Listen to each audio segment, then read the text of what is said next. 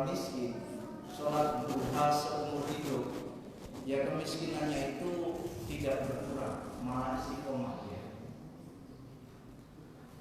Atau kalau memang dia buat jahat, kemudian dia jadi orang miskin, tiba-tiba kekayaannya hilang. Kalau dia ditakdirkan Allah jadi orang yang kaya, walaupun dia jahat, dia tetap kaya. Makanya ngaji itu supaya tambah paham untuk jadi orang baik, bahwa kita semua ini berbuat di dunia ini, ganjarannya nanti di akhirat. Adapun yang disegerakan oleh Allah itu hanya kata ulama rihul qabul. Rihul qabul itu terciumnya amalan itu diterima. Misal kalau dia berbuat baik kepada orang tuanya, maka orang kafir, orang Islam kalau paham ini pasti dia buat. Jangan sampai kita mikir betul-betul semangat kita bisa bahagia, anak kita bisa bahagia, tapi nggak mikir bagaimana orang tua kita senang. Kalau seperti ini nggak senang-senang, walaupun hartanya banyak, pasti dia itu tetap susah. Makanya menyenangkan orang tua ini perlu. Kalau bisa kamarnya orang tua lebih baik daripada kamar kita, itu tempat tidurnya orang tua kita lebih bagus daripada tempat tidur kita, nanti Allah akan menyenangkan kita dan keturunan-keturunan kita. Ini namanya ridul qabul. Kalau dia berbuat baik kepada orang tuanya, Allah kasih DP. Seperti orang nyayur, pengen bagaimana rasanya sayur, dia cicipi. Mencicipi sayur itu belum makan, makannya nanti. Ada orang berbuat baik kepada orang tuanya, kemudian hidupnya kok enak, itu masih mencicipi. Kalau tidak ada iman betul, maka nanti di akhirat lebih enak daripada yang dia rasakan. Begitu juga kalau ada orang anak durhaka sama orang tua, itu kemudian dikasih susah oleh Allah, itu belum balasan, masih cicipi nggak enaknya neraka. Kalau diterus-teruskan, nanti kehidupan setelah kematian lebih gak enak daripada apa yang dia rasakan. Oleh karena itu kita berbaik mesti dipahami bahwa semua itu perintah Allah, dan Allah janjikan ganjarannya nanti sekecil-kecilnya apapun nanti diberikan di akhiratnya Allah Subhanahu wa ta'ala. Maka yuk di malam 10 terakhir, di hari-hari 10 terakhir ini, itu jangan dilewati ya waktu-waktu yang Allah amanahkan, kecuali waktu itu ada amalnya, sehingga kita semakin mendekati Ramadan mau meninggalkan kita tambah sungguh-sungguh seperti Rasulullah, ya kan, memerintahkan, mengajak para keluarga, para sahabat di 10 hari-hari terakhir ini ibadahnya itu semakin dikencengkan. Kalau malam-malam ganjil itu banyak-banyak baca doa Allahumma innaka afuwun karim tuhibbul afwa fa'fu anna. Ini doa Rasulullah yang diajarkan kepada Sayyidatina Aisyah radhiyallahu anha. Ketika beliau bertanya bagaimana kalau dia merasa pada malam itu adalah malam ganjil, maka Rasulullah mengajarkan dalam hadis Tirmizi yang diriwayatkan oleh Imam Tirmizi Allahumma innaka afuwun karim tuhibbul afwa fa'fu anna ya karim. Di samping ini dijaga, diperketat, Rasulullah ada ajarkan 7 amalan. Yang pagi hari ini 7 amalan itu menjadi kajian kita. Amal-amal ini nasihat Rasulullah kepada sahabatnya, yaitu Abu Dzar Al-Ghifari, bahwa ausani khalili sallallahu alaihi wasallam. Rasulullah itu pernah mewasiatkan kepada Abu Dzar Al-Ghifari untuk kita semua disab'in dengan 7 perkara amalan. Nah, amalan yang 7 ini dibuat, mudah-mudahan kita menjadi orang baik. Insya Allah nanti ganjarannya enak di dunia sampai kepada akhirat. Yang pertama dari 7 amalan yang mesti kita usahakan supaya jadi orang baik, yaitu bihubbil masakin wa an adnuwa minhum. Kita disuruh oleh Allah, diajarkan oleh Rasulullah agar semua kita ini mencintai orang-orang miskin dan dekat dengan mereka. Ini Allah Subhanahu wa ta'ala perintah, Rasulullah ajarkan agar semua kita memahami Allah jadikan orang hidup di atas muka bumi ini ada yang miskin, ada yang kaya. Yang miskin itu bukan karena malas kerja, yang kaya itu bukan karena dia itu tekun kerjanya. Miskin kaya itu merupakan sudah takdir Allah. Seperti kita punya tangan, bukan jempol ini gemuk kemudian dia pendek karena gimana-gimana, bukan. Itu ibarat orang Jawa mengatakan sudah pawaan urin atau pawaan urin. Jempol itu yang kayak itu, jari manis itu yang kayak itu dan sebagainya. Setiap kita ini sudah ada takdir ya masing-masing. Walaupun dia itu istilahnya gimana-gimana, kalau ditakdirkan Allah jadi orang kaya, batuknya pun bisa jadi duit, Pak. Batuk dia jadi duit. Tapi kalau memang sudah ditakdirkan Allah dia jadi orang miskin, nggak cukup 24 jam kerja, seandainya ada 25, dia tetap kemiskinannya nggak hilang-hilang. Maka ini semua orang harus percaya dan yakin. Satu orang miskin bukan kualat. Satu orang kaya bukan karena itu dia baik dan sebagainya. Miskin kaya sudah menjadi ketetapan Allah. Maka kita diperintahkan Allah untuk bagaimana senang sama orang miskin dan dekat dengan mereka. Orang kaya tetap kita penuhi, cuma orang miskin lebih kita kawani. Karena orang kaya nggak dikawani pun sudah banyak kawannya. Dan orang miskin kalau dikawani itu senang. Maka menyenangkan orang itu berpahala, ibu bapak. Menyenangkan orang itu berpahala. Sementara orang kaya itu tetap dikawani dengan syarat berkawan dengan orang kaya ini bukan karena kekayaannya, Pak.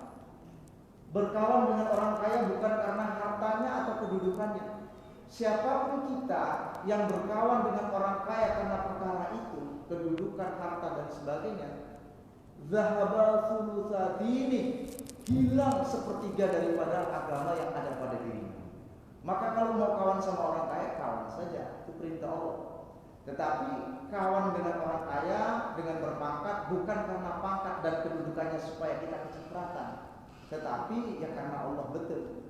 Kita disuruh ngawani orang miskin, karena orang miskin itu kalau dikawani senang. Kalau orang kaya dikawani kadang-kadang agak takut. Ini bolak-balik ibu ini datang ke rumah perasaannya kayak apa. Maka nakut-nakuti orang itu nggak boleh. Makanya rata-rata rumah orang kaya itu dipagari tinggi kurang tinggi. Nggak cukup dipagari tambah anjing. Anjingnya gila lagi. Sehingga orang nggak mau bertamu ke situ karena takut, dan mereka itu memang begitu sifatnya. Yang kedua, orang kaya itu apa-apa dia tetap lebih dulu dibanding dengan orang miskin di dunia ini. Mau beli HP yang terkini biasanya orang kaya dulu. Mau beli mobil yang terkini juga biasanya orang kaya dulu. Orang miskin selalu beli secondnya kalau sudah bisa terbeli. Tetapi orang kaya ini doanya kurang makbul. Orang miskin apa-apa belakangan, tapi doanya orang miskin ini kalau dia doa itu makbul. Maka orang kaya selalu dapat kewajiban untuk pergi haji dan umroh, agar pada waktu haji dan umroh itu doa-doa mereka itu makbul. Lah orang miskin itu doanya makbul tapi untuk orang lain. Orang miskin itu seperti seekor ular punya bisa. Bisanya itu ampuh untuk mematikan binatang lain atau makhluk yang lain. Tapi kalau untuk dirinya sendiri ya nggak apa-apa disemburkan. Jadi orang miskin doa-doanya itu makbul untuk orang lain. Kalau dia berdoa maka doanya akan makbul untuk orang lain. Maka dikawani orang miskin ini minta doa-doanya agar apa yang menjadi hajat kita Allah Subhanahu wa taala kabulkan. Dan yang ketiga, orang miskin ini nanti di akhirat memang di dunia ketinggalan. Tapi di akhirat dia lebih dulu masuk surga 500 tahun dibanding dengan orang-orang kaya. Maka ketika orang kaya dihisab dari mana hartanya, digunakan untuk apa, orang miskin gak ada hisabnya karena gak punya harta. Hisabnya itu ringan. Maka orang miskin ini lebih dulu. Tetapi lil fuqara'i daulah. Bagi orang miskin nanti di akhirat itu ada kerajaan, dia menjadi raja. Disuruh oleh Allah untuk bagaimana ngambil siapa-siapa yang waktu di dunia mau menolong memperhatikan orang-orang miskin.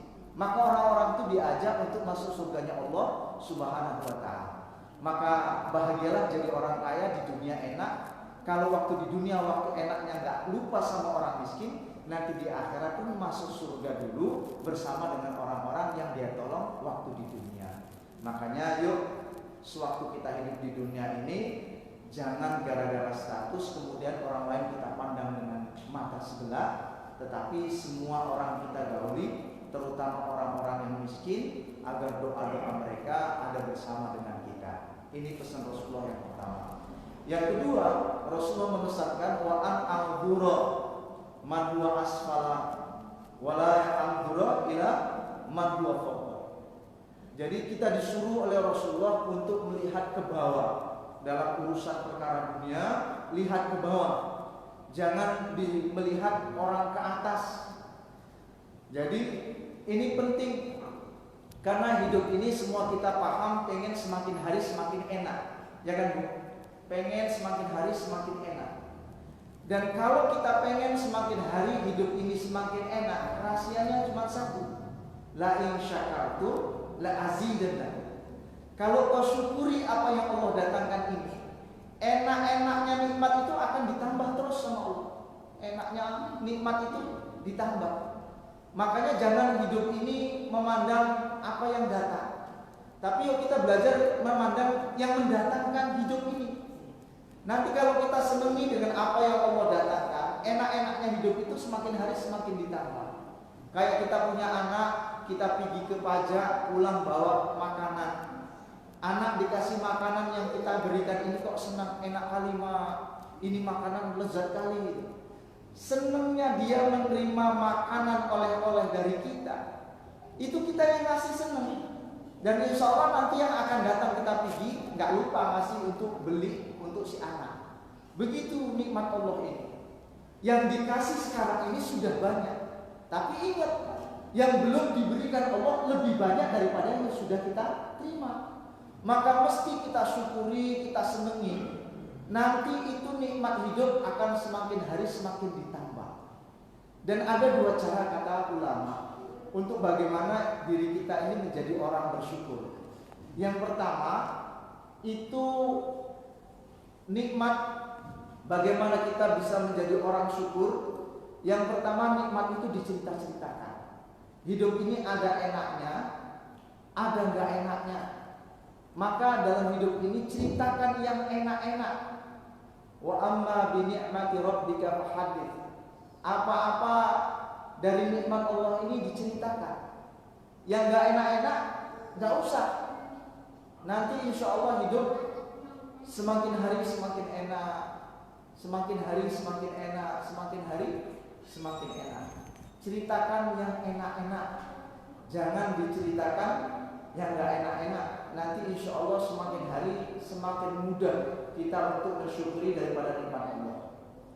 Kemudian yang ketiga, dari pesan apa yang dipesankan oleh Rasulullah, yaitu bagaimana kita anusila rahmi walau jafa. Kita disuruh menyambung silaturahim walaupun kepada orang yang suka keras kepada kita. Ibu bapak jamaah rahimahullah, silaturahim ini penting.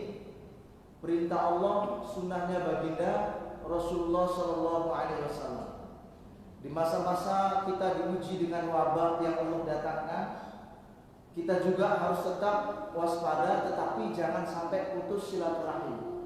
Gara-gara takut keluar, gara-gara kita takut jumpa dengan orang yang ada suuzon, buruk sangka, kemudian putus silaturahim. Maka ini sangat amat disayangkan. Kita perlu kawan 1000 itu sedikit, musuh 1 itu terlalu banyak.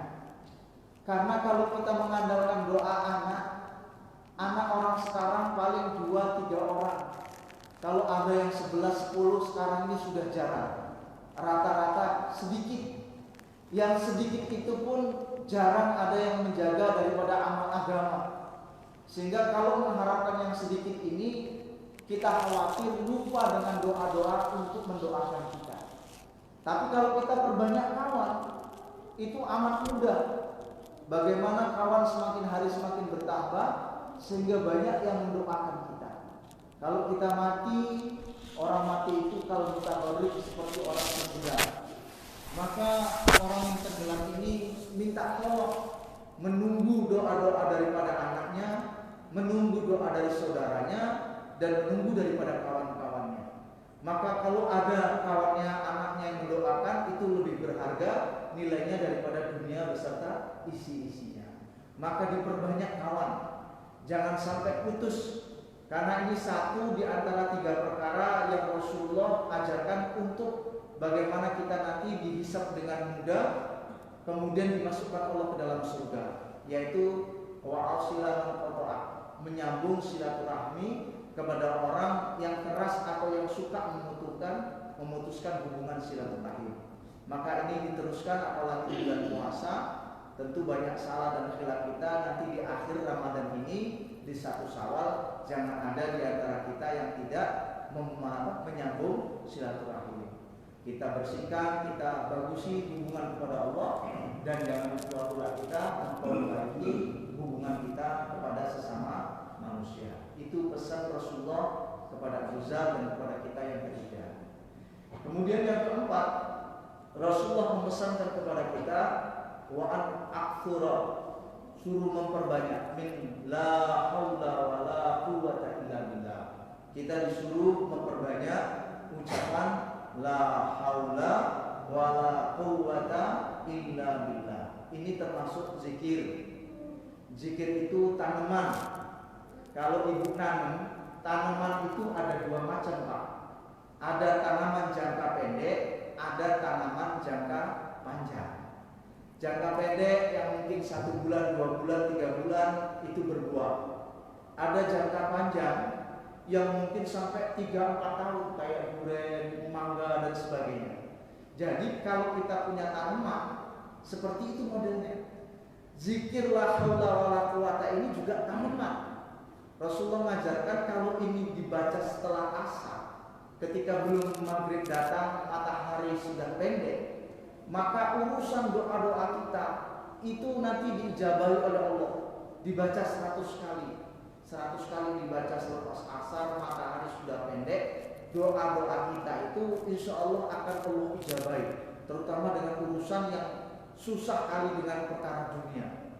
Tetapi yang namanya doa, tetapi yang namanya wiritan, kata orang Jawa, jangan digupuhin. Apa itu digupuhin? Jangan Allah itu disuruh cepat-cepat. Jangan disuruh Allah itu nurutin kita, tetapi kita mesti nurut sama Allah. Nanti hajat kita Allah akan tunaikan. Ya diwiridkan aja, wiridkan. Kalau semakin lama urusan doa kita itu tidak dikabulkan Allah, ya anggap aja itu tanaman jangka panjang. Mungkin kita nggak makan tanaman itu hasilnya, tetapi yang pasti anak cucu kita bisa nikmati. Maka banyak orang bilang itu orang kok seneng kali hidupnya anaknya. Ya orang bilang oh itu karena amalan daripada kakek neneknya. Seperti itu. La haula wala quwata illa billah. Kalau dibaca sering-sering, apalagi dipahami artinya, bahwa tidak ada daya, tidak ada kekuatan, semua itu dengan izin Allah.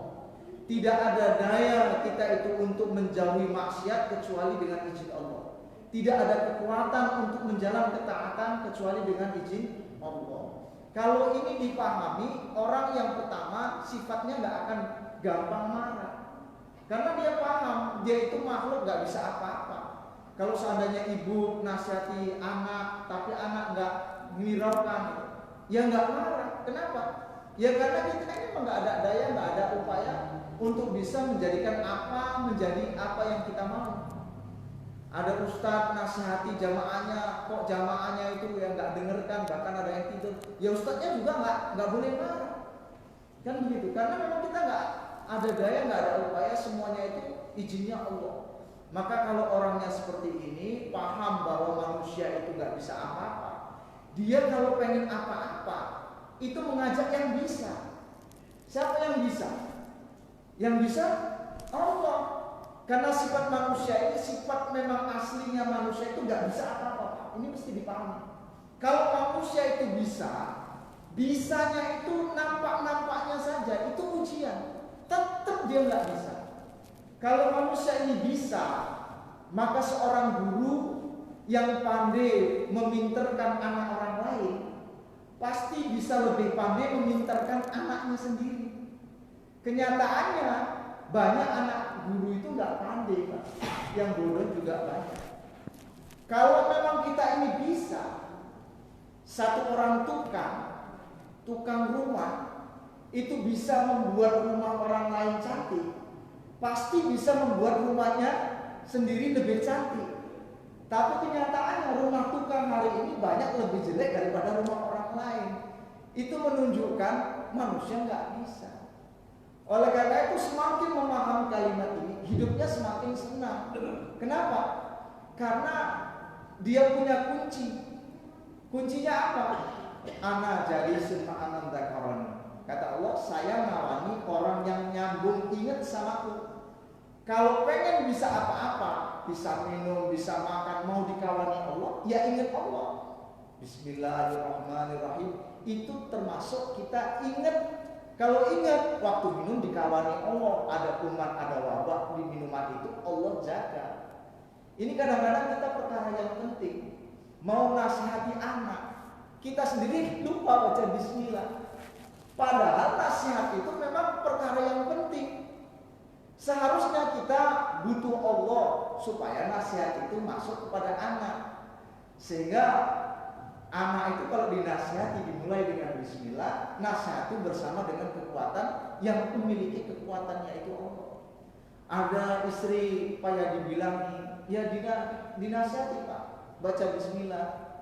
Istri nasihati suami juga begitu, karena nggak bisa kasih hidayah kecuali perkara itu milik Allah yang dianugerahkan oleh Allah kepada kita. Itu yang keempat, bahwa kita perbanyak bacaan la haula wala quwwata illa billah. Baru yang kelima, kita diperintahkan untuk wa'an aqula bil murri walau bil murri al-haq, yaitu kita disuruh oleh Allah melalui sunnah baginda Rasulullah mengatakan yang benar walaupun itu pahit. Mengatakan yang benar walaupun pahit. Jadi orang nilainya di sisi Allah itu memang tergantung lisannya.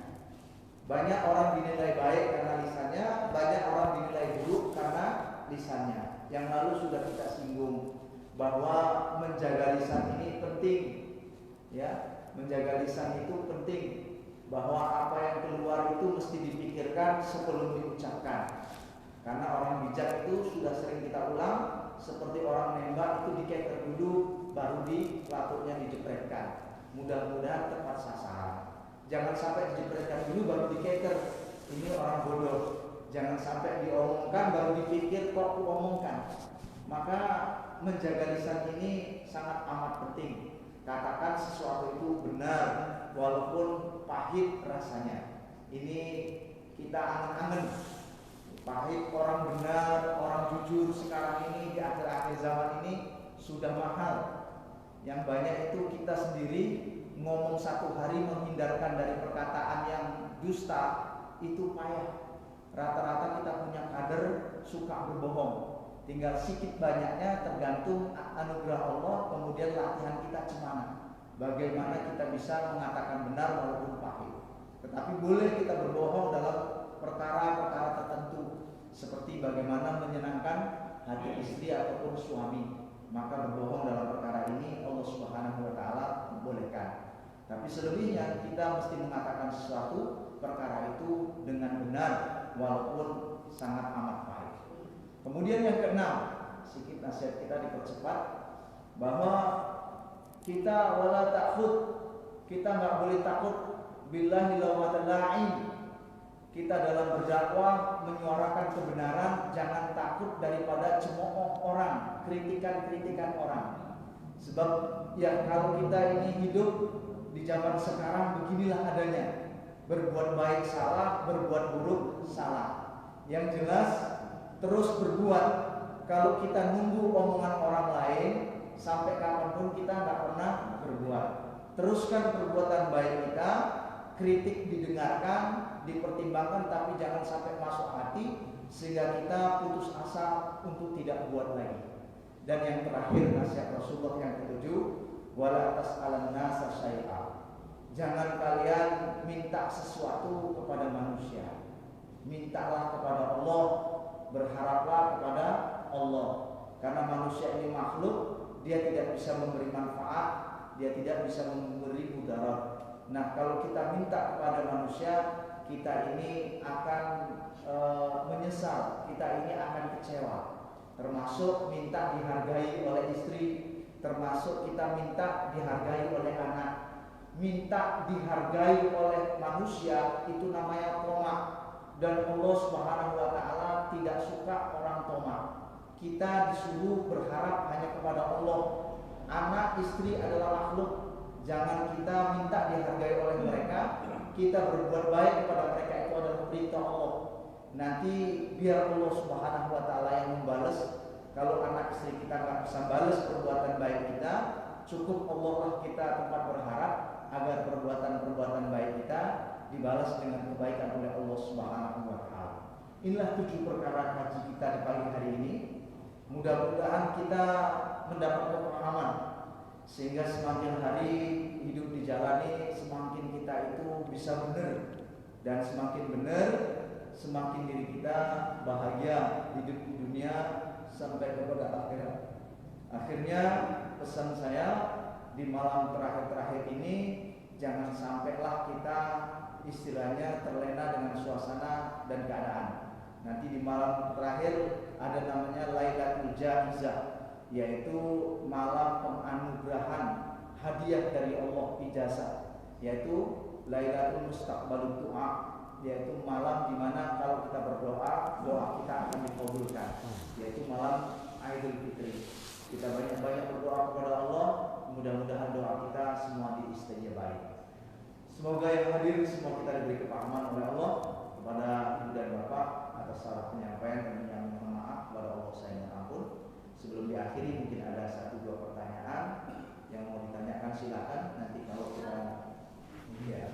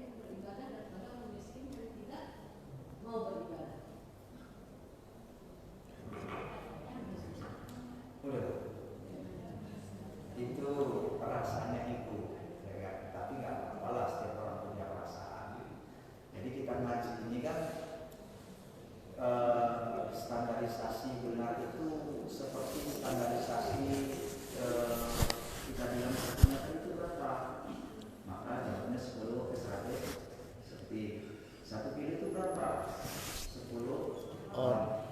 Benar apa ikut Allah dan Rasulnya, kan gitu. Maka dalam ibadah itu begitu juga, Allah dan Rasulnya nasihatkan kepada kita untuk bagaimana orang miskin ini kita senangi, kemudian kita dekat dengan mereka. Nah, orang kaya saya bilang tadi tetap dipergauli, tapi orang kaya itu nggak dikawani pun sudah banyak kawannya. Orang miskin ini kalau nggak dikawani, dia itu sedikit kawannya. Kemudian kalau dikawani orang miskin ini lebih senang dibanding orang kaya dikawani. Ibu datang, posisinya itu ya lebih lah dibanding dengan yang datang. Orang miskin ini senang. Ada apa ya kak, datang senang kali lah kakak datang, senang kali. Dibanding ibu datang ke tempat orang kaya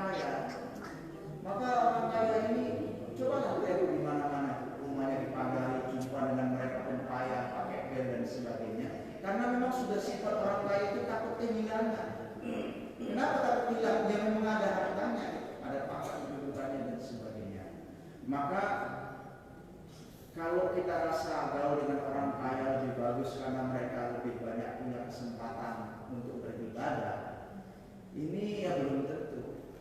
Ya, banyak orang kaya di sekeliling kita justru bergaul pun dia takut. Di masa-masa corona seperti ini lah khususnya, mereka lebih takut dibandingkan orang-orang yang misalnya cuma kerjaannya menggali kubur, mati tanam gitu istilahnya. Kalau orang kaya itu mikir, kalau nanti istilahnya mereka sendiri dipergauli istilahnya mikir. Yang jelas jangan punya anggapan bahwa bergaul dengan orang yang kaya itu lebih baik karena mereka itu rata-rata baik, kemudian kita justifikasi diumumkan orang miskin itu buruk karena menghabiskan waktunya di dingdong atau main togel dan sebagainya, kan untuk main togel itu kemudian pening. Ya enggak juga. Orang kaya ada yang suka judi banyak, orang miskin suka judi juga banyak. Kita disuruh mempergauli bukan yang buruknya itu, tetapi disuruh bergaul dengan orang miskin. Nah, miskin yang gimana yang dipergauli? Ya kalau bisa seluruh orang miskin, tapi kalau lebih lagi ya orang yang baik tentunya. Karena bergaul dengan orang yang baik itu kita menginginkan kecipratan kebaikan. Pokoknya suuzon kita diindahkan jauh-jauh, bahwa bergaul dengan orang kaya kemudian kecipratan kebaikannya karena orang kaya lebih banyak waktu untuk bisa beribadah, ibadahnya banyak karena dia bisa haji. Ini pernah ditanyakan oleh sahabat Rasulullah, ya Rasulullah, enaknya orang kaya, mereka dengan kekayaannya bisa nyumbang berjihad, mereka dengan kekayaannya bisa pergi haji dan sebagainya. Sementara kami orang miskin, katanya, untuk istilahnya sedekah itu aja susah. Maka Rasulullah ajarkan amalan bahwa baca subhanallah 33 kali selepas sholat, ya alhamdulillah 33 kali selepas sholat, Allahu akbar 33 kali selepas sholat. Nah itu yang lebih bernilai daripada dunia beserta isinya. Lalu sahabat bilang, orang-orang kaya itu juga buat begitu, gitu kan. Maka Rasul mengatakan itu anugerah Allah untuk mereka. Maka kita juga demikian. Kalau punya prasangka bahwa orang kaya itu seperti ini, seperti itu, maka prasangkalah baik semua terhadap orang miskin dan orang kaya. Tetapi kita disuruh bergaul kepada orang miskin, ini perintah Allah, sunnah baginda Rasulullah, supaya kita itu bisa tambah bersyukur. Kalau hari ini keadaan kita seperti ini, ternyata ada orang yang lebih susah daripada kita, sehingga kesyukuran kita itu menjadi hidup semakin nikmat, semakin membahagiakan. Saya kira itu saja. Ada lagi? Pokoknya di akhir Ramadan ingat-ingat ya doa yang tadi banyak-banyak dibaca, Allahumma innaka afuwwun karim. Enggak pas cuma tarawih, di luar tarawih, di rumah, di malam-malam tahajud kita sebelum sahur tahajud dulu, tahajud banyak baca-baca doa ini. Kemudian di akhir-akhir ya.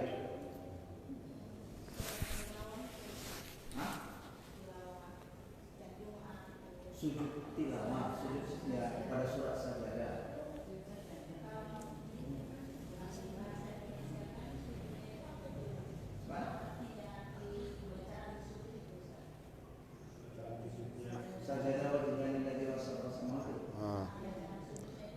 سجد وجهه لله خلق وسقى سمعه وبصره بحوله وقوته. Kemudian di tuntunan sholat itu ada ya. Nanti kalau yang nggak hafal, baca aja seperti sujud biasa. Subhanallah, alhamdulillah, wa la ilaha illallah, Allahu akbar. Subhanallah, alhamdulillah, wa la ilaha illallah, Allahu akbar. Kalau nggak hafal, tapi kalau hafal nanti dihafal.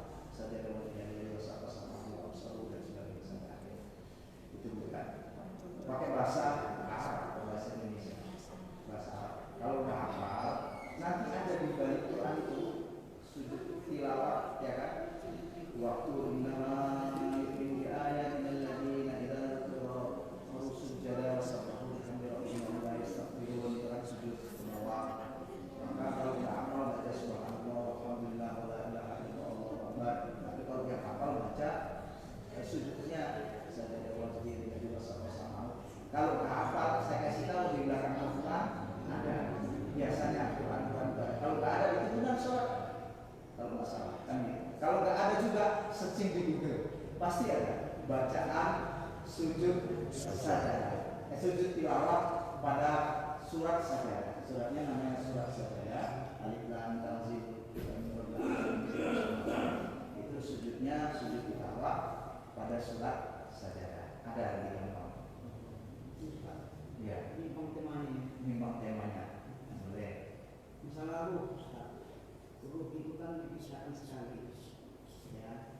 Di manusia kan berbeda. Iya. Pertanyaannya, apakah ruh itu bisa menikah dengan ruh binatang? Hewan. Al-Quran menceritakan, yas'alunaka 'anil ruh, qul ruh min amri rabbi, wa ma utitu minal ilmi illa qalila. Yas'alunaka 'anil ruh. Kalau ada orang bertanya tentang ruh, kata Allah, ya kan? Qul ruh min amri rabbi. Urusan ruh itu urusan Allah. Nah, hasilnya gitu. Jangan pandai-pandaian membahas tentang ruh. Wa ma utitu minal ilmi illa qalila. Allah tidak memberi ilmu kepadamu kecuali sedikit.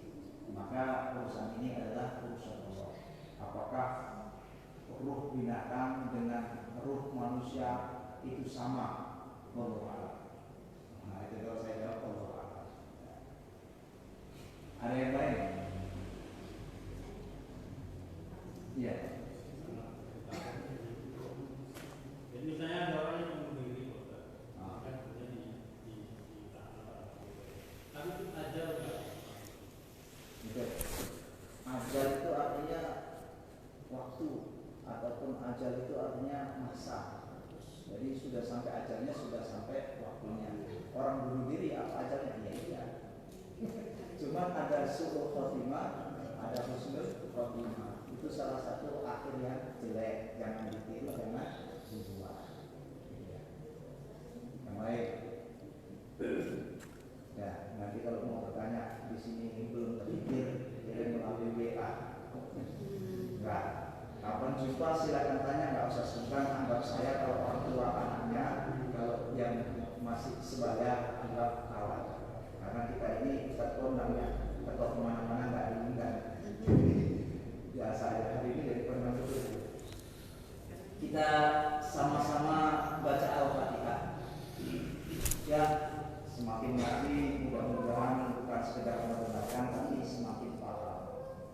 Allah kasih kita jalan mudah untuk menuju surga Allah, dan semua kita diberikan kesehatan, kelapangan rezeki, terutama keistiqomahan dalam amal yang kita butuhkan di dunia sampai akhirat.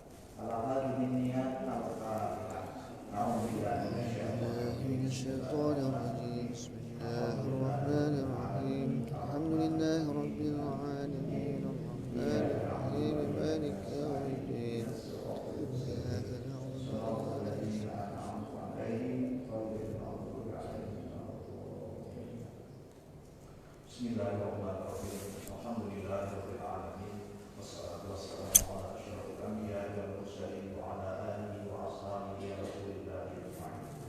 Ya Allah ya Rahmanur Rahim, la ilaha illa anta subhanaka inna kunna minadh dhalimin. Ya Allah, pandangan kami pada hari ini dengan kasih sayang dan rahmat.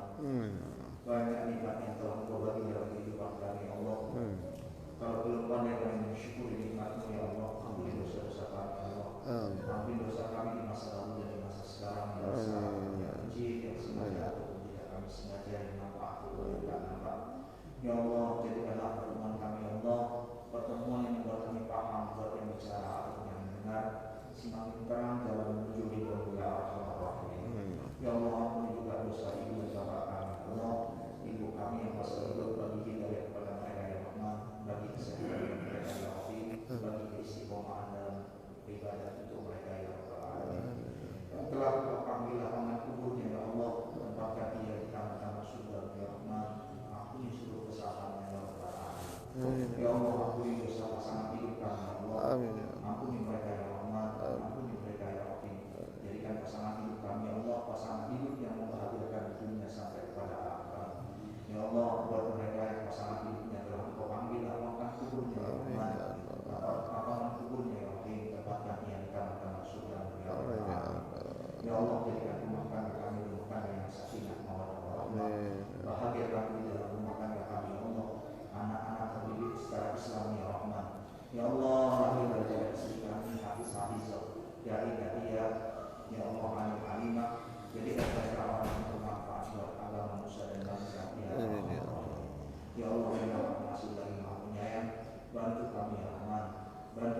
Rahim. Kami yang hadir hari ini ya Allah yang punya masalah berikan jalan keluarnya ya Rahman.